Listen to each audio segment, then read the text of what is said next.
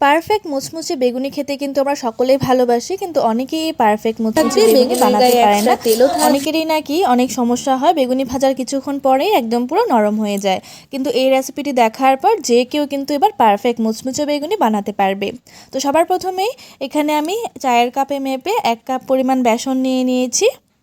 এবার এর মধ্যে দিয়ে দেব 3 থেকে 4 টেবিল চামচ পরিমাণ চালের গুঁড়ো। তোমরা চাইলে মিহি চালের গুঁড়োও নিতে পারো, কিন্তু মিহি চালের গুঁড়োর থেকে এভাবে একটু যদি দানা দানা চালের গুঁড়োটা ব্যবহার করো তাহলে কিন্তু বেগুনিগুলো অনেকক্ষণ পর্যন্ত মুচমুচে থাকবে। দিয়ে দেব এর মধ্যে স্বাদ অনুযায়ী নুন। পারফেক্ট বেগুনি বানানোর জন্য কিন্তু এই বেগুনির ব্যাটারটা অনেকটাই গুরুত্বপূর্ণ একটি প্রসেস, তাই অবশ্যই ব্যাটারটা কিভাবে তৈরি করছি সেটা অবশ্যই ভালো করে খেয়াল করবে। তো এর মধ্যে আমি ঝালের জন্য দিয়ে দিচ্ছি, ঝাল এবং কালারের জন্য 1/2 টেবিল চামচ পরিমাণ লঙ্কা গুঁড়ো। এটা সম্পূর্ণ অপশনাল, কিন্তু দিলে বেগুনির টেস্ট এবং কালার দুটোই কিন্তু খুব সুন্দর আসে। দিয়ে দেবো 1/2 টেবিল চামচ পরিমাণ ভাজা জিরে গুঁড়ো, আর দিয়ে দিচ্ছি সামান্য একটু ধনে গুঁড়ো ভাজা।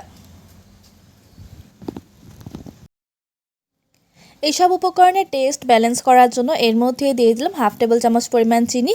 চিনিটা অবশ্যই ব্যবহার করবে বেগুনির মধ্যে। এবার এইসব উপকরণগুলোকে ভালো করে মিশিয়ে নিতে হবে, আর সামান্য একটু খাবার সোডাও দিয়ে দিলাম, এতে করে কালার এবং সুগন্ধটা কিন্তু খুব ভালো আসে। এটা সম্পূর্ণ অপশনাল। আর তোমরা যদি বেকিং পাউডার ব্যবহার করতে চাও এর মধ্যে তাহলে অনায়াসে ব্যবহার করতে পারো, কিন্তু আমি আজকে তোমাদেরকে কোনো রকম বেকিং পাউডার ছাড়াই কিন্তু ফুলকো বেগুনি ভেজে দেখাবো, কিন্তু থাকলে তোমরা ব্যবহার করতে পারো বেকিং পাউডারটা। এবার এইসব উপকরণগুলোকে ভালোভাবে মিশিয়ে নিতে হবে। এইসব উপকরণগুলো ভালো করে মিশিয়ে নেবার পর এবার আমাদের প্রধান উপকরণ যেটা হলো জল। জলটা পরিমাণ মতো না দিলে কিন্তু ব্যাটার কখনো ভালো হবে না, বেগুনিগুলো ফুলকো তৈরি হবে না, তাই ব্যাটারটা কিন্তু খুব ভালোভাবে তৈরি করতে হবে। তো আমি এখানে অল্প অল্প করে জল দিয়ে এর একটা ঘন পেস্ট আমাদের তৈরি করে নিতে হবে। কীরকম ঘন তোমরা অবশ্যই সম্পূর্ণ ভিডিওটি দেখলে বুঝতে পারবে।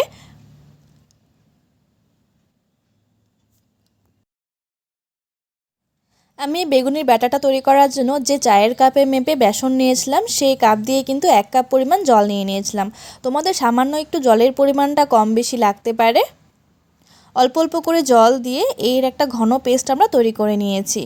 তোমরা পেস্টের কনসিস্টেন্সিটা দেখে বুঝতেই পারছো।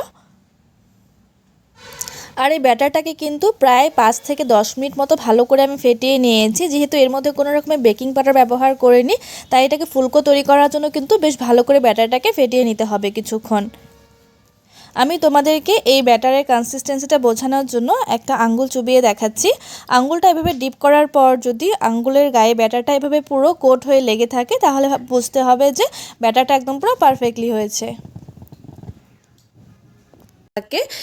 দেখো আঙ্গুলটা কিন্তু দেখা যাচ্ছে না, এভাবেই কিন্তু ব্যাটারটা লেগে থাকতে হবে আঙ্গুলের গায়ে।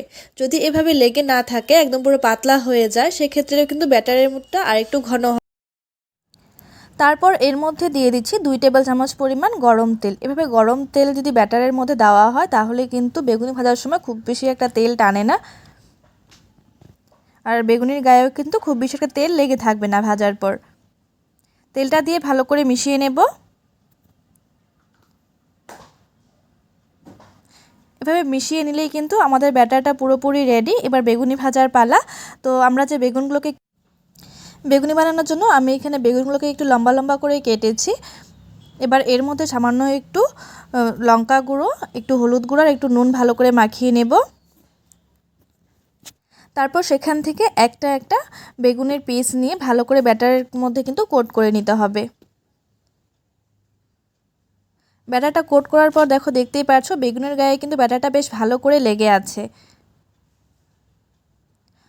বেগুনটা ভাজার সময় অবশ্যই দেখতে হবে যে তেলটা ভালোভাবে গরম হয়েছে কিনা, তাই সামান্য একটু ব্যাটার এর মধ্যে দিয়ে দেখতে হবে।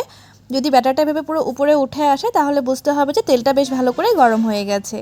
যখন এই পর্যায়ে তেলটা গরম হয়ে যাবে তখন গ্যাসের ফ্লেমটা লো টু মিডিয়াম করে রেখে একটা একটা করে বেগুনি ভেজে নেব। বেগুনিগুলোকে কিন্তু একটু সময় নিয়ে ভাজলে বেগুনিগুলো অনেকক্ষণ পর্যন্ত মুচমুচে এবং ক্রিস্পি থাকবে।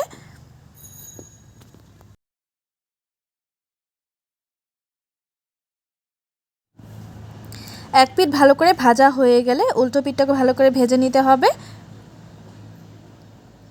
যখন বেগুনিগুলো পুরোপুরি ভাজা হয়ে যাবে তখন গ্যাসের ফ্লেমটা লো করে আরও 2 মিনিট মতো একদম পুরো লালচে করে ভেজে নেব। এতে করে বেগুনিগুলো কিন্তু অনেকক্ষণ পর্যন্ত মুচমুচে থাকবে, সহজেই কিন্তু নরম হয়ে যাবে না। তো তোমাদের এই বেগুনের রেসিপিটি কেমন লাগলো অবশ্যই আমাকে কমেন্টস করে জানিও। এভাবে এক এক করে সবগুলো বেগুনি আমি ভেজে নিয়েছি। প্রত্যেকটা বেগুনি কিন্তু ক্রিস্পি আর খেতেও কিন্তু ভীষণ সুস্বাদু।